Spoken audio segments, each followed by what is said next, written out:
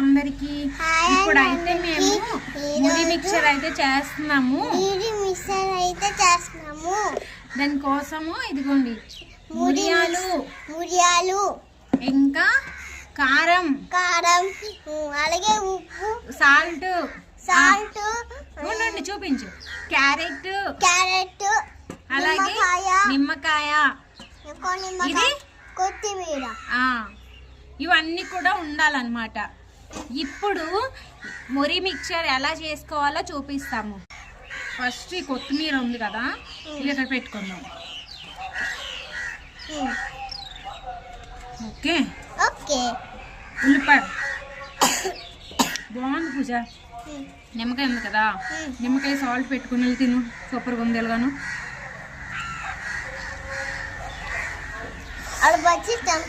అవును. ఫస్ట్ అయితే క్యారెట్ ఉందా, దీన్ని ఇలా చేసుకోవాలన్నమాట. దీనిపై తొక్క తీసేయాలి ఇలాగా.